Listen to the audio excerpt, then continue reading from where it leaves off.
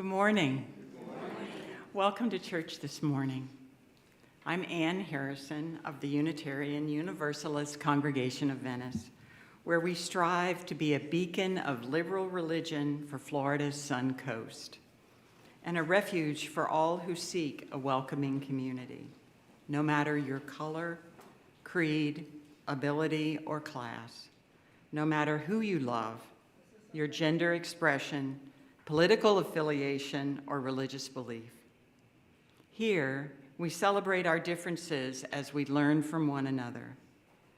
If you'd like more information about this congregation and its many opportunities for learning, growth, and connection, you can peruse our calendar and announcements on Facebook or on our webpage at ucov.org. If you're joining us online, please consider navigating over to our website, clicking the donate button there, and giving as generously as you can. We hope you'll find something in this service that speaks to you and maybe lifts you up or challenges you in ways that lead to spiritual reflection and personal growth. We're glad you've chosen to join us. Welcome to church today. If you're visiting us for the first time, we would love to meet you. Please introduce yourself with your name and where you're from. Also, if you're returning from time elsewhere, please say hi. And Kathy has a microphone if anyone is brave enough to stand. And then I'm going to welcome my family who's here.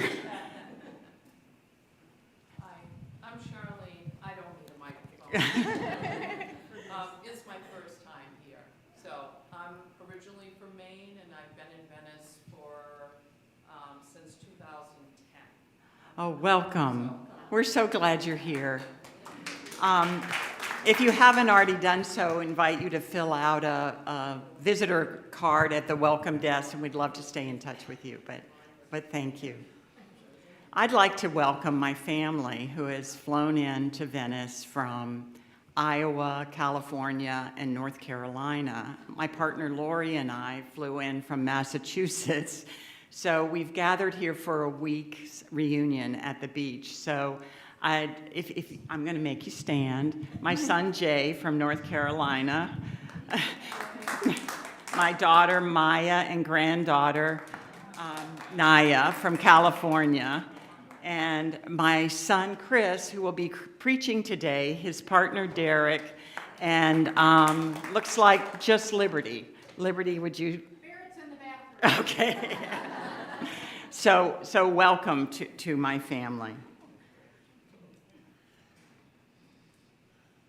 So please take a moment to introduce yourself to your neighbor.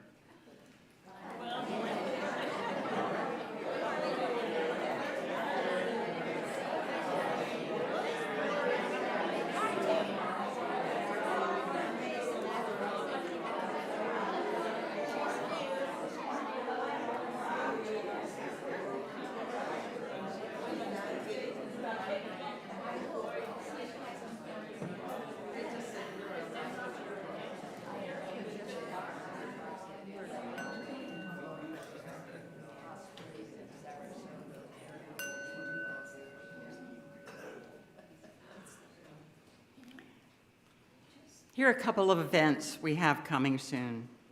Games. This Tuesday, join us for game time. It's been too long and it's almost time for school, so drop by and enjoy a game. The Crafting Corner meets again on August 10th. Bring whatever you're starting or continuing. So here's an update on our wish list. As you know, our board started a wish list for things that were not funded in the budget and hoping for donors if a particular project catches your interest. Please notice we have one project paid and one partially paid. If interested in learning more about these projects or funding all or part of any of them, please contact the Finance Committee Bill Dowling at his, by email or phone. And small donations add up, so let's keep our wish list in mind. The next Green Sanctuary's Meatless Monday potluck is Monday, August 7th, tomorrow, in Waters Hall. All are invited to attend. We will gather at 5 o'clock for social time, dinner at 5:30. Bring an appetizer, main dish, side dish, or a dessert to share. Don't forget to bring your setup, plate, silverware, and beverages, and join us for a zero-waste evening. Sign up on the lanai at the sign-up table. Any questions, see Jean Cybers or Donna Jewett. Also, once a month after church, anyone who has anything they want to discuss with one of our trustees is invited to stay after church.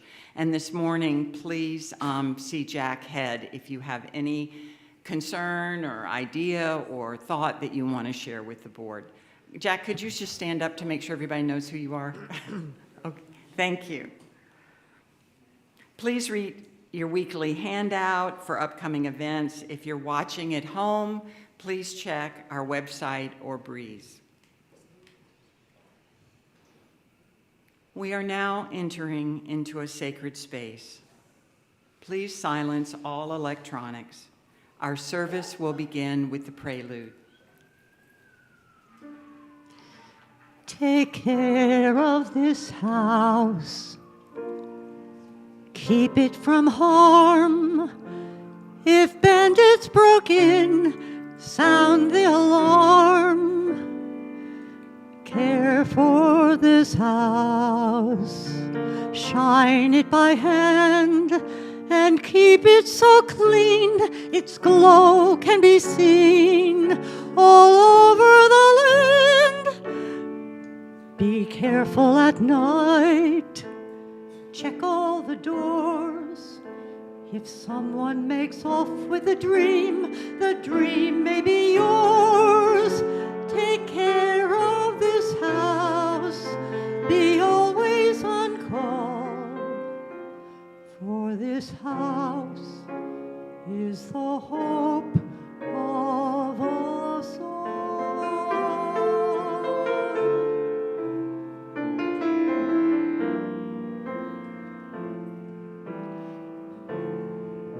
Beware of false smiles that lead astray.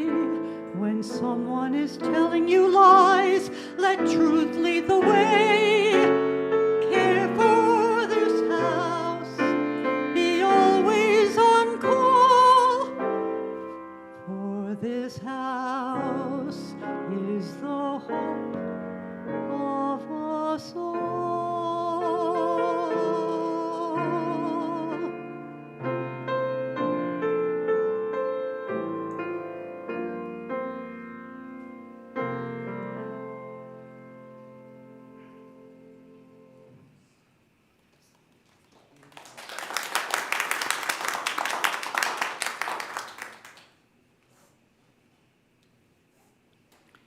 We light this chalice, remembering and honoring our own tradition and celebrating the rich diversity of traditions among us.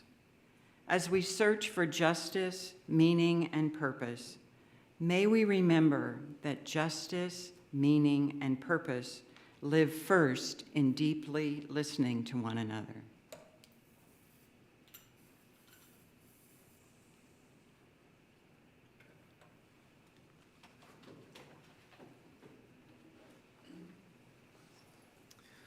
Good morning, UU congregation of Venice. It is a pleasure to be with you today. I'm Dr. Christopher Rasheem McMillan, but please call me Chris. I'm an assistant professor at the University of Iowa. I received my PhD from King's College in London in theology and religious studies. And what a beautiful congregation you are. As I have reacquainted myself with your tradition, as I'm not a part of it, but am very, very warm towards it. It seems justice, peace, and love seems to resound as principles that are leading you forward, and I am pretty ecstatic about that. So thank you so very much for the opportunity, and I look forward to dialoguing with you and your community. Thank you. Please rise in body or spirit as you are able and join in singing hymn 134, Our World is One World.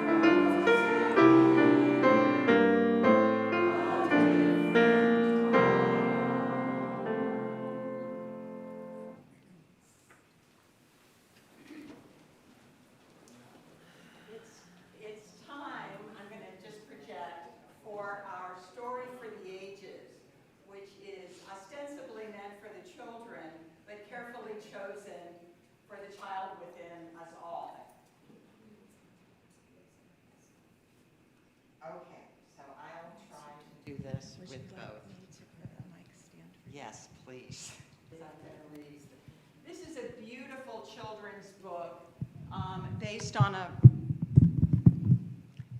This is a beautiful children's book based on a poem by Langston Hughes, as interpreted and illustrated by Brian Collier. And I'm going to try to show it to everybody, but maybe aim a little bit towards the kids section. I, too, am American. As you children and adults know, there was a time in our history, a very horrible time, where people were brought from Africa and kept as slaves. And after the laws were changed, one of the first jobs that Black men had were as porters on trains, carrying wealthy people back and forth across the country. They were called the Pullman porters, or servers to the passengers on the plane. They were a very, very important part of Black American history because they traveled and they disseminated information and knowledge throughout the country. So this poem, as interpreted by Brian Collier, talks about these men who worked in the railroad cars, in the train cars. This is before planes, so people traveled by train. Hard to believe. I, too, am American.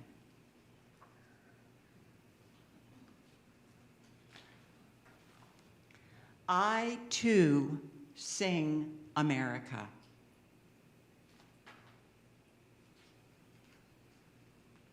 I am the darker brother.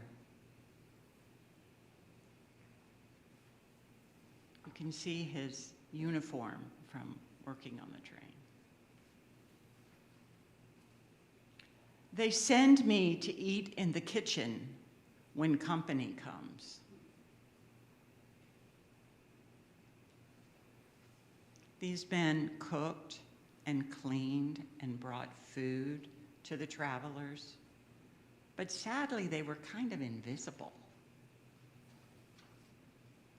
But I laugh and eat well. You can see in the background the men reading their newspapers and magazines while the porter waits on them. And I grow strong. Notice he's reading a book, probably left behind by one of the travelers. And maybe you can see that there are piles of newspapers and magazines next to him. So they're collecting them. They're collecting all this knowledge. Tomorrow, I'll be at the table when company comes.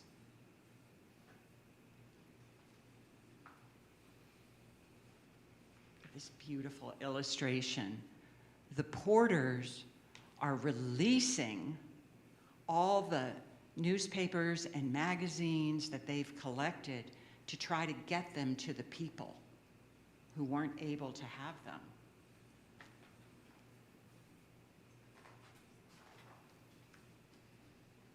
Here's some paper drifting down into a cotton field.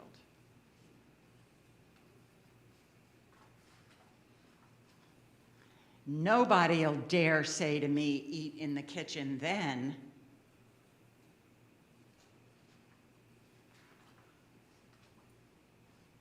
Besides, they'll see how beautiful I am and be ashamed.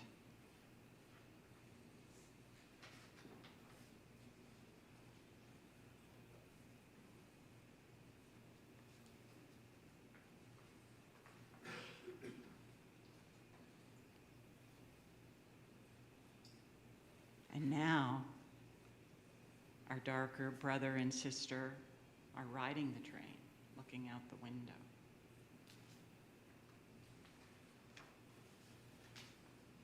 I, too, am America.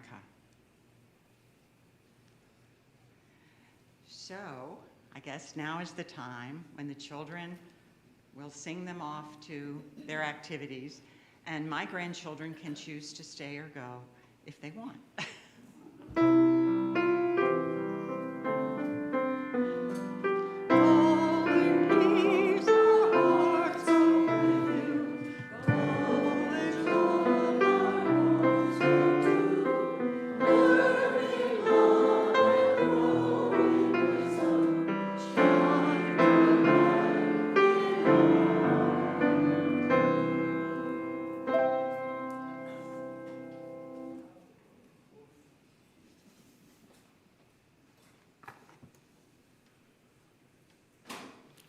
Our offering each week sustains this community so we can share our small embers to light a dark world. Please give generously so that we can all together help spread that light. The ushers will now collect the morning offering.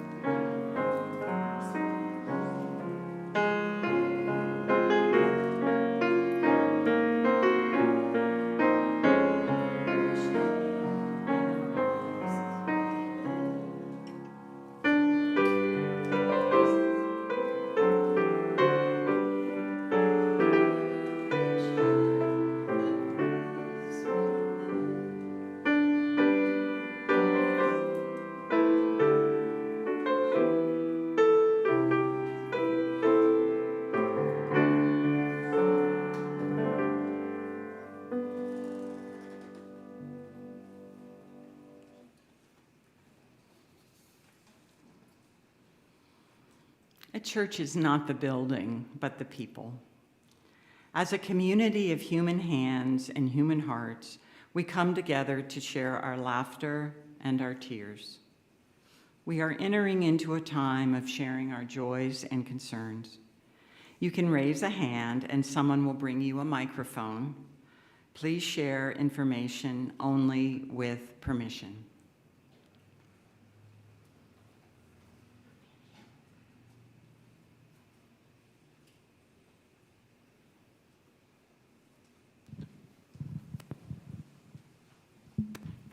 Hi, I'm Marilyn Amick, and my husband Charles, who's also a charter member, was recovering very well from a broken hip, but he fell down again, and now he has a very fractured pelvis. And so he's in Encompass Rehab in room 248, I think it is, or 284, one of those. And he would appreciate getting cards because he can't hear very well, and his hearing aids are not working properly, and he's really kind of in a bind. So we would appreciate your thoughts.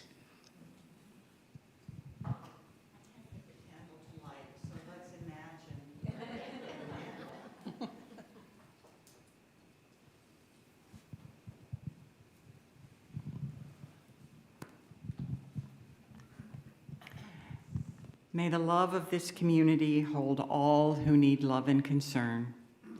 May the light of our community shine on the broken places of the world. May the work of our hands and hearts support, aid, and comfort all those who hunger or thirst for food or water or justice or freedom.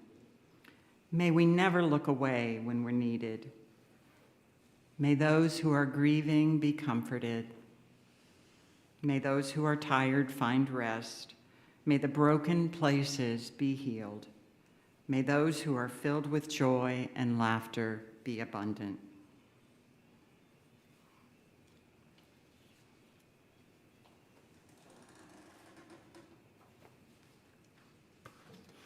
Our first reading is a poem by Lucille Clifton. It's called "Won't You Celebrate With Me?" Won't you celebrate with me what I have shaped into a kind of life? I had no model. Born in Babylon, both non-white and woman. What did I see to be except myself? I made it up, here on this bridge between starshine and clay. My one hand holding tight my other hand. Come celebrate with me that every day something has tried to kill me and has failed.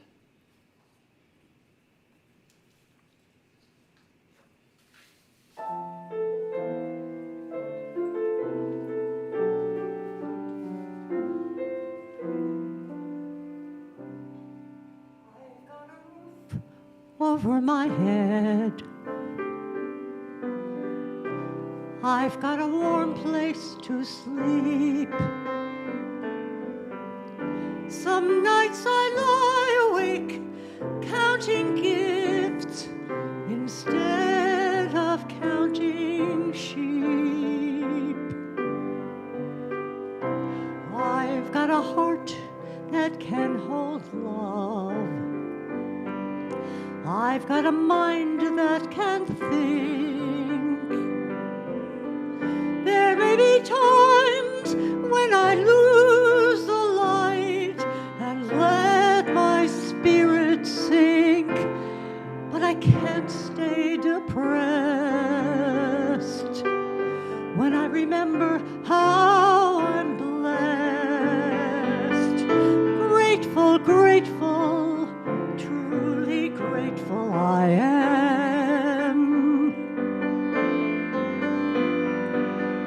Grateful, grateful, truly blessed and duly grateful.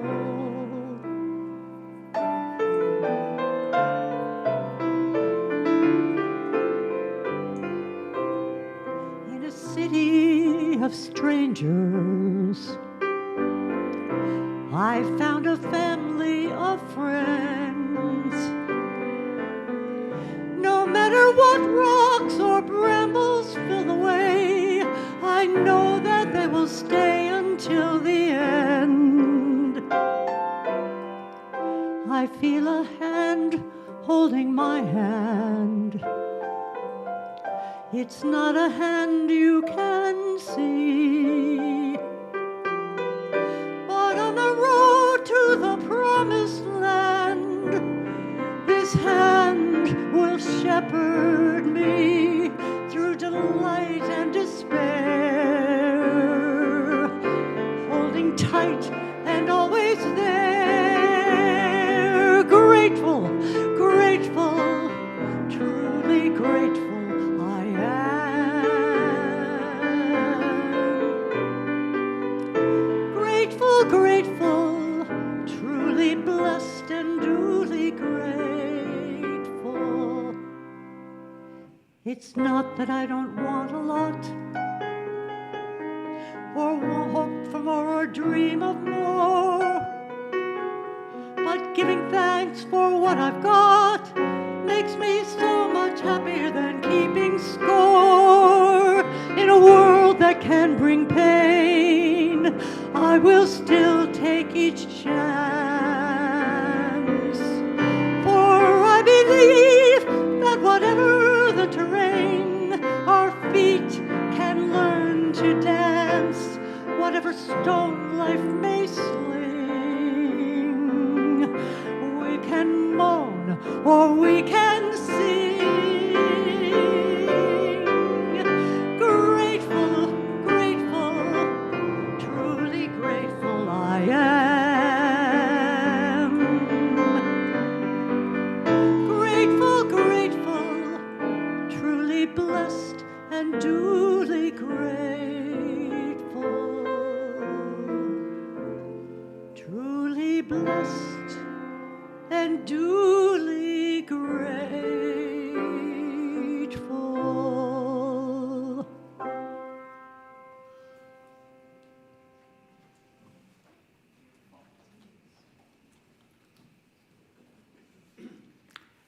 Our second reading is a poem by Amanda Gorman. You'll remember she was the poet who wrote a beautiful inauguration poem for President Biden's election. This poem is called "In This Place, an American Lyric." There's a poem in this place, in the footfalls in the halls, in the quiet beat of the seats. It is here at the curtain of day where America writes a lyric you must whisper to say. There's a poem in this place, in the heavy grace, the lined face of this noble building, collections burned and reborn twice. There's a poem in Boston's Copley Square where protest chants tear through the air like sheets of rain, where love of the many swallows hatred of the few. There's a poem in Charlottesville where tiki torches string a ring of flame tight round the wrist of night, where men so white they gleam blue seem like statues, where men heap that long wax burning ever higher, where heather higher blooms forever in a meadow of resistance. There's a poem in the sleeping giant of Lake Michigan, defiantly raising its big blue head to Milwaukee and Chicago. A poem begun long ago, blazed into frozen soil, strutting upward and aglow. There's a poem in Florida, in East Texas, where streets swell into a nexus of rivers, cows afloat like mottled buoys in the brown, where courage is now so common that 23-year-old Jesus Contreras rescues people from floodwaters. There's a poem in Los Angeles, yawning wide as the Pacific tide, where a single mother swelters in a windowless classroom, teaching Black and brown students in Watts to spell out their thoughts so her daughter might write this poem for you. There's a lyric in California where thousands of students march for blocks, undocumented and unafraid, where my friend Rosa finds the power to blossom in deadlock, her spirit the bedrock of her community. She knows hope is like a stubborn ship gripping a dock, a truth that you can't stop a dreamer or knock down a dream. How could this not be her city, su nación, our country, our America, our American lyric to write, a poem by the people, the poor, the Protestant, the Muslim, the Jew, the native, the immigrant, the black, the brown, the blind, the brave, the undocumented and undeterred, the woman, the man, the non-binary, the white, the trans, the ally to all of the above, and more. Tyrants fear the poet. Now that we know it, we can't blow it. We owe it to show it, although it hurts to sow it when the world skirts below it. Hope, we must bestow it, like a wick in the poets so it can grow lit, bringing with it stories to rewrite. The story of a Texas city depleted but not defeated, a history written that need not be repeated, a nation composed but not yet completed. There's a poem in this place, a poem in America, a poet in every American who rewrites this nation, who tells a story worthy of being told on this minnow of an earth, to breathe hope into a palimpsest of time. A poet in every American who sees that our poem penned doesn't mean our poems end. There's a place where this poem dwells. It is here, it is now, in the yellow song of dawn's bell, where we write an American lyric we are just beginning to tell.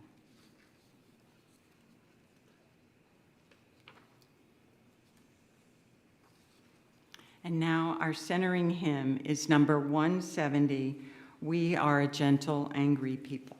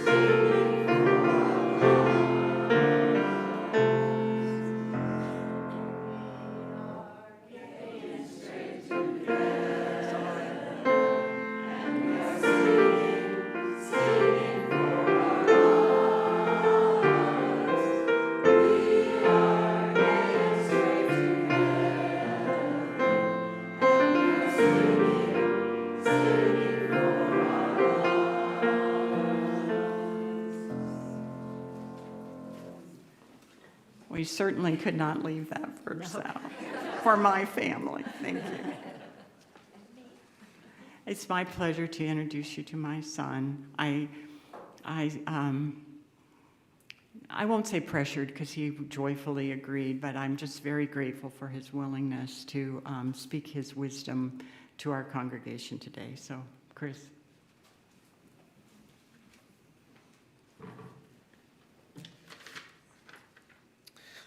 Good morning again, UU Venice. It is a pleasure to be here and to enter in dialogue today with your community. I jumped at the opportunity to be in communion with you, a community my parents are a part of and hold dear. The date was picked, and as I committed myself to the task, it occurred to me that I only tangentially knew what my UU brothers and sisters and people believe. I was somewhat familiar with the principles and the living traditions that you hold sacred, but as I began preparing for the homily, I was drawn most to the first and second principles, the inherent worth and dignity of every person, and justice and equity and compassion in human relations. I'm inspired by the deeds of prophetic women and men today who challenge us to confront powers and structures of evil with justice, compassion, and the transforming power of love. It is through these lenses I want to engage you here today from a place of acknowledgement, affirmation, and even admiration for the principles that shape your daily congregational life. It's essential that I name my own social location and faith commitments. I understand God as expressed through Jesus Christ, and the United Church of Christ is indeed my home denomination. Currently, I attend and am an adjunct minister at Sanctuary Community Church in Iowa City, Iowa. And both Blackness and queerness inform how I read and how I make my way through and understand the world that I'm living in. A side note is I'm moved and so happy that my parents have called me, my brother, and my sister and our respective partners to here to Venice to spend time with our family. It's nice that you are also a part of that family, and I'm thankful for that. Today I'll be examining two events from the book of Acts in the Christian scriptures. Both stories contend with questions of inclusion and citizenship. I believe these passages might offer insight and illuminate what is at stake for all of humanity and us in particular in this moment.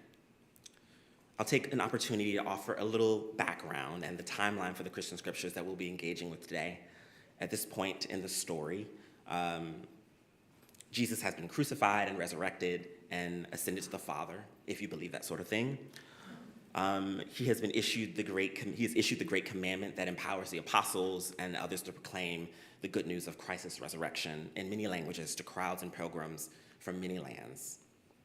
And at this moment, Christianity, as we understand it, is not a thing. It has not arrived. This moment, these believers are still a Jewish sect.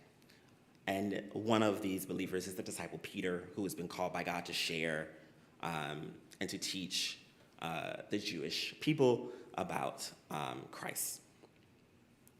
The Jews of the time had been taught through oral tradition and culture that eating certain foods makes you ritually unclean.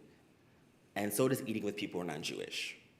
God commanded the kosher laws to the children of Israel in the Sinai desert. Moses taught them to the people, wrote the basic of these laws in Leviticus and Deuteronomy, the books of the Christian scriptures. The details were handed down through the generations and eventually written down in the Mishnah and the Talmud, the commentary books for our Jewish brothers and sisters. The rabbinical authorities enacted various ordinances through the generations as safeguards for these biblical laws. These laws also separated Jews from Gentiles and those who are in the chosen circle, and also separating those who are outside of it. And our story picks up where the disciple Peter was led by the Spirit to a Gentile's house, and as he is caught having to testify to other Jewish people what he did and what God told him to do, which seems to be in contrast to his culture and, in a way, scripture, the way he was brought up, and even possibly his own bias. The truth is, at that moment, as God had opened up the family, he had given the same gifts whether Peter was ready or not, and even if he had anxiety, even if he thought inclusion might change his relationship with God, God had already moved. And so this story goes like there's a big white sheet from heaven. It falls down and has all these animals on it. And God says to Peter, "Rise and eat." And then Peter, being a good Jewish boy, is like, no, God, I'm not gonna eat that. I'm a good Jewish boy. I'm not eating that food. Nothing unclean has ever touched my mouth. And I think this might be one of the only times in the Christian scriptures that I can recall where someone says no to God, which I find very, very delightful. So he says, no, God, and God says, no, eat it, and he says, no. God says, eat it one more time, and he says, no, and then the sheet goes back up to heaven. And what makes this story makes it particularly yummy for me is that these would have prevented Gentile people from being able to worship in the temple. It would have prevented them from being able to be fully inclusive, fully members of God's family. And in this moment, whether Peter knows it or not, God has just opened up the family to people who were recently excluded. So all of a sudden, people who are on the outside are now on the inside. And Peter is declaring, maybe because of the way he was raised. I know I can draw real strong parallels to the way we might have been raised that might be challenging when we find new information that causes us into inclusion. But God is already moved. Peter recognizes this familiar spirit being poured out. He would have saw this at Pentecost when the Holy Spirit fell on those gathered. And now they're falling on Gentiles. The citizenship and the rules of citizenship have already been rewritten. I fast forward to the ministry of Paul, who is similarly called by God to preach the gospel to the Gentiles. And after delivering a sermon in which he proclaimed that Jews and Gentiles are equal in the eyes of God, like straight gay people are equal in the eyes of God, like our trans brothers and sisters are equal in the eyes of God, the Jewish audience who heard this became a violent mob, calling for Paul's death, and the Roman soldiers took Paul into custody for inciting violence. And as they bound him with thongs, Paul said to the centurion who stood by, "Is it lawful for you to scourge a man who is a Roman and uncondemned?" When the centurion heard that, he told the commander, saying, "Take care of what you do, for this man is a Roman." Then the commander came and said to him, "Tell me, are you a Roman?" And he says, "Yes." The commander answered, "I obtained my citizenship with a large sum of money." And Paul says, "I was born a citizen."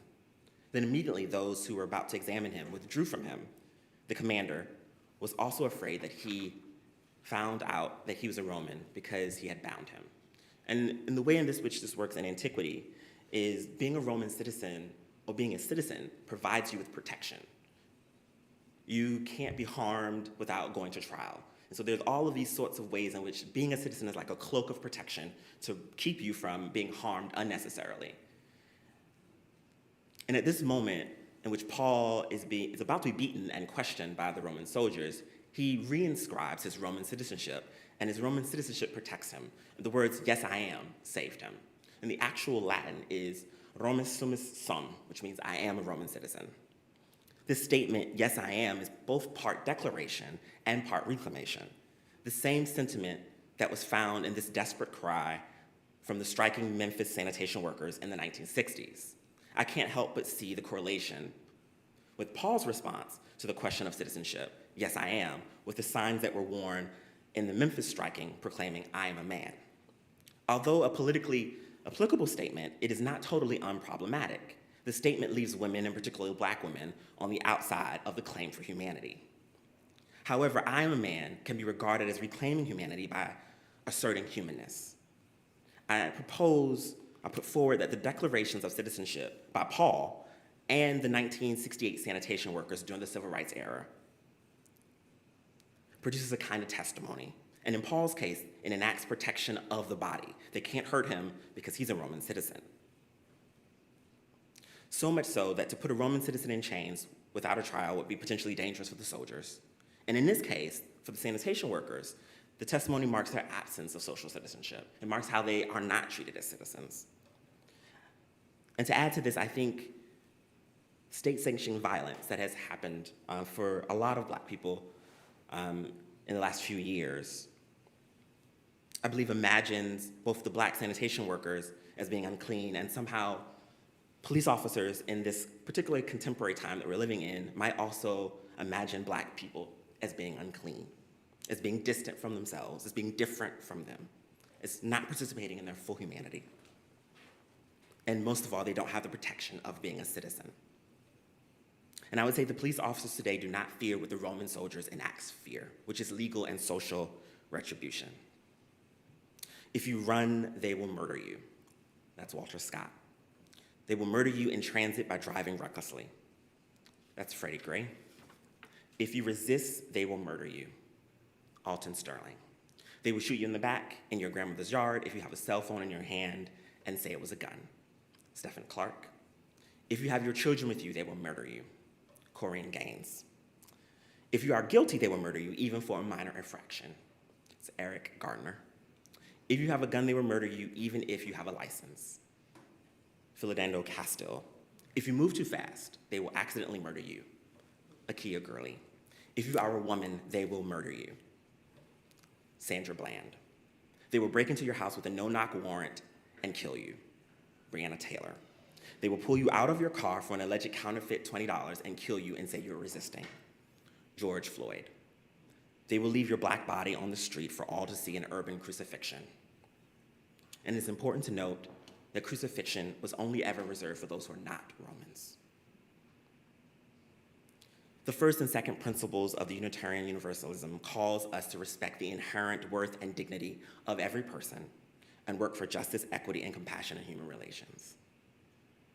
I invite you to seek inclusion over exclusion and recognize the spirit moving ahead of us, beyond us, and often in spite of us. And who are we to stand in God's way? The worth of queer bodies or black bodies, and indeed the worth of all of our bodies, is ever visible. We are worthy. We are worth so much. Because God, she threw open her hands and her arms, and she says, this is the good news, liberation. Who are we to stand in the way of inclusion? Our refusal to see it does not change God's momentum or movement. God has already moved. God has already made us family and citizens. God has already come. Amen.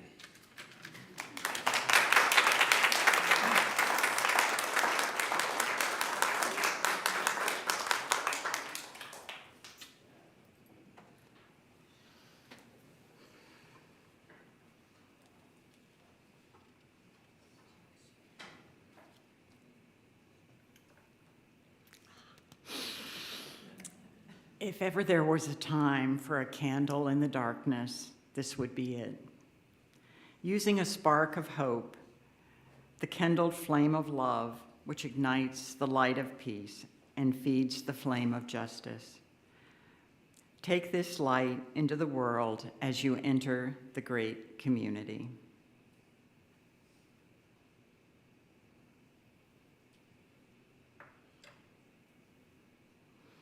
Our closing hymn is number 149, Lift Every Voice and Sing. Please rise in body or spirit as we sing together.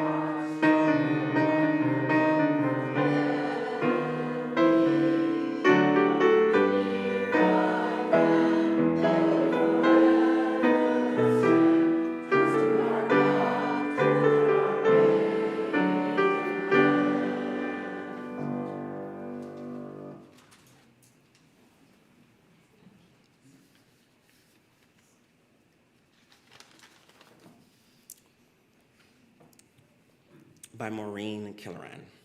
No matter how weak or how frightened we may feel, we each have gifts that can make a difference in this world. In this coming week, may you do at least one thing to support the broken, to welcome the stranger, to celebrate what is worthy, to do the work of justice and love. Be strong, be connected. Each day act so you may be a little more whole. Amen.